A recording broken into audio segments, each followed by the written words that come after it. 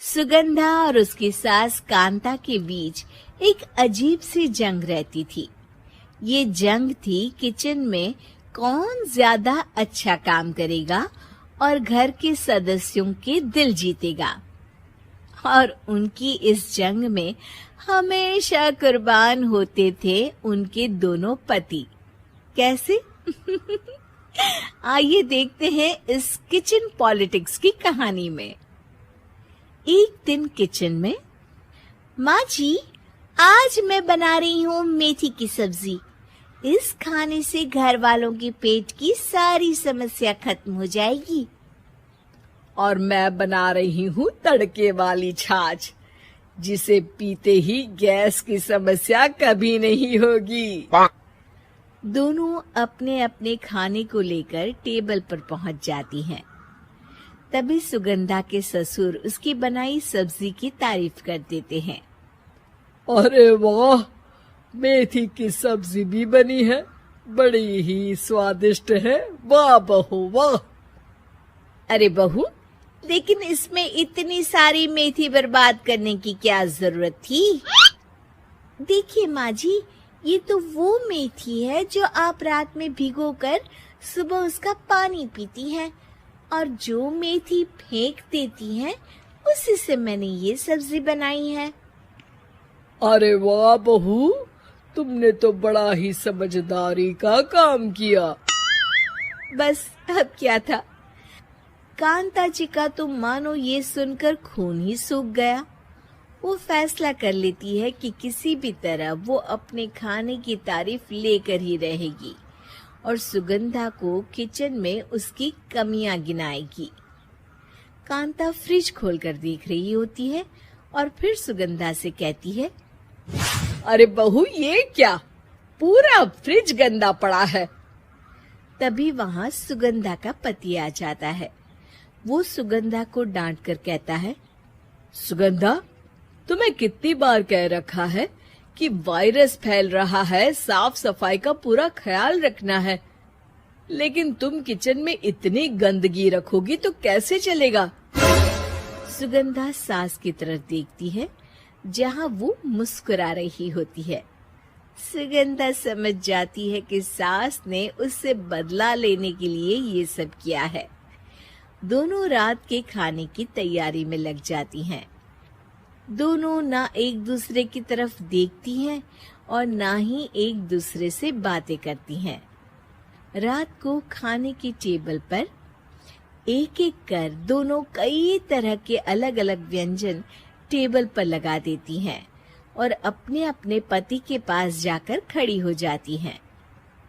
अरे खाइए जी खाइए, मैंने बड़ी मेहनत से बनाया है। प्लेट में वो खाना डालती हैं। सुगंधा भी दोनों की प्लेट में खाना डालते हुए कहती है, बड़ी ही मेहनत लगी है इस खाने को बनाने में। हाँ, दोनों को ना चाहते हुए भी सारा खाना खाना पड़ता है। कहीं दही तो कहीं मलाई तो कहीं मसाला। और इन सब के बाद दोनों बड़ी ही मुश्किल से अपने कमरे में सोने जाते हैं। लेकिन अगली सुबह सुगंधा का पति चिल्ला रहा होता है, हाय रे, हाय मेरा तो पेट खराब हो गया। हाय माँ, बहुत दर्द हो रहा है। तो वहीं कांता के कमरे से भी कुछ ऐसी ही आवाज आने लगती है। हे भगवान, इस सास बहू की लड़ाई हमारी जान लेकर रहेगी। जाओ कोई डॉक्टर को बुला कर लाओ। डॉक्टर आते हैं। दोनों को देखकर कांता और सुगंधा से कहती हैं, देखिए, आप दोनों इन्हें खाने में हल्का ही दीजिएगा। हो सके तो रात का खाना जल्दी खाया करे और वॉक किया करे। इतना कहकर डॉक्टर वहां से चले जाते हैं। जिसके बाद एक बार फिर से दोनों बहुएं किचन में जाती हैं और खाना बनाने में लग जाती हैं। रात में खाने के टेबल पर दोनों एक बार फिर से खाना लगाने लगती है। पापा जी, मैंने ये पतली मूंग की दाल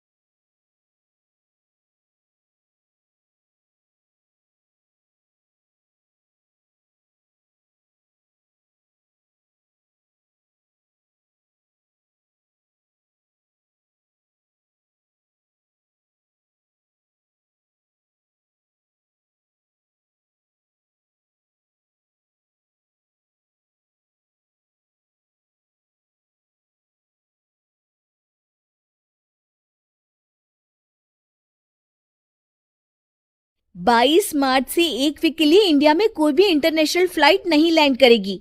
क्या?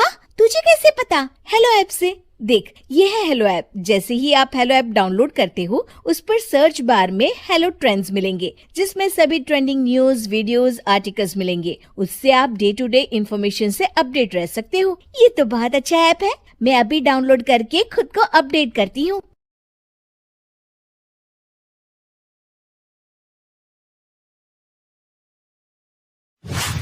सुगंधा और उसकी सास कांता के बीच एक अजीब सी जंग रहती थी।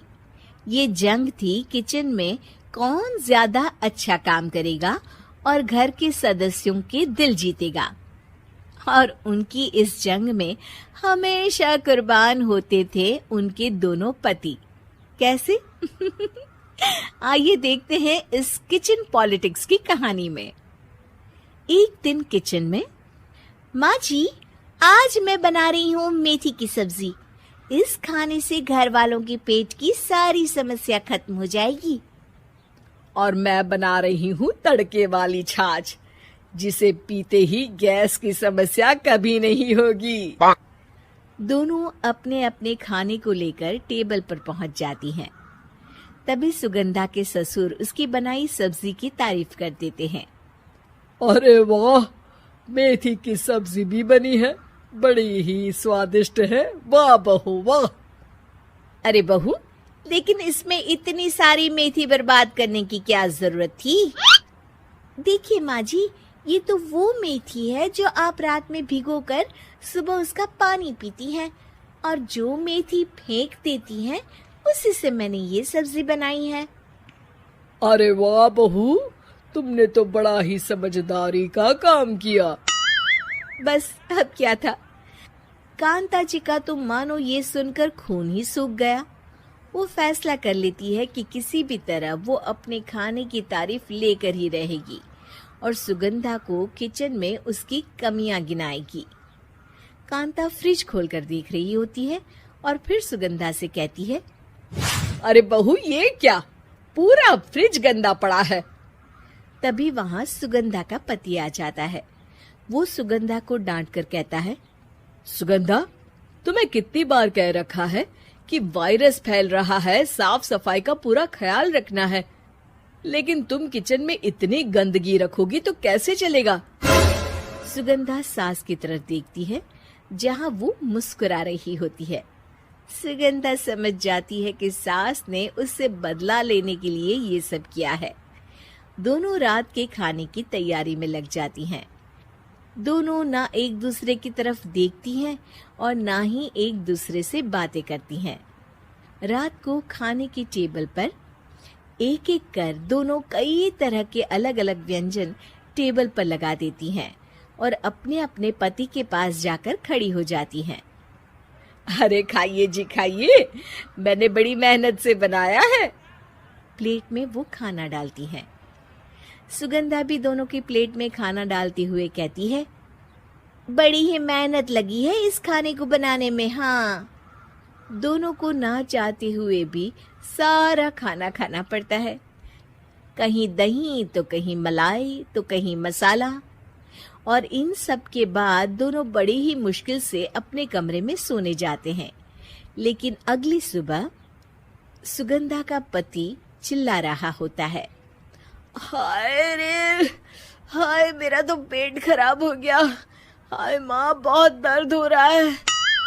तो वहीं कांता के कमरे से भी कुछ ऐसी ही आवाज आने लगती है। हे भगवान, इस सास बहू की लड़ाई हमारी जान लेकर रहेगी। जाओ कोई डॉक्टर को बुला कर लाओ। डॉक्टर आते हैं। दोनों को देखकर कांता और सुगंधा से कहते हैं, देखिए, आप दोनों इन्हें खाने में हल्का ही दीजिएगा। हो सके तो रात का खाना जल्दी खाया करे और वॉक किया करे। इतना कहकर डॉक्टर वहां से चले जाते हैं। जिसके बाद एक बार फिर से दोनों बहुएं किचन में जाती हैं और खाना बनाने में लग जाती हैं। रात में खाने के टेबल पर दोनों एक बार फिर से खाना लगाने लगती है। पापा जी, मैंने ये पतली मूंग की दाल की खिचड़ी के साथ ये पापड़ और पुदीने की चटनी भी बनाई है। अरे बहू, अभी अभी बेचारे पेट की बीमारी से गुजरे हैं। इतना भारी खाना तो डॉक्टर ने भी मना किया है ना। देखिए, मैंने आप दोनों के लिए सूप बनाया है। और दोनों उन लोगों की प्लेट में खाना डालने लगती हैं। तभी दोनों एक साथ बोल पड़ते हैं, बस करो, हमें माफ करो। हमें नहीं खाना इस घर में, ना खिचड़ी और ना ही सूप। हम इंसान हैं, एक वक्त में एक ही खाना खा सकते हैं। बस करो, हमें माफ करो। हमें नहीं खाना इस घर में, ना खिचड़ी और ना ही सूप। हम इंसान हैं, एक वक्त में एक ही खाना खा सकते हैं। इतना कहकर वो दोनों वहां से चले जाते हैं। कहानी का अंत। आप लोग उम्मीद कर रहे होंगे कि अंत में सब ठीक हो जाएगा। नहीं जनाब, अगर सास बहू के बीच सब ठीक हो जाए तो आप ये सीरीज देखे ही क्यों? तो मजा लीजिए इस चैनल में सास बहू से जुड़ी कहानियों का, क्योंकि ये ऐसा रिश्ता है जिसकी मिठास उसकी खटास में हमेशा ज्यादा ही रहती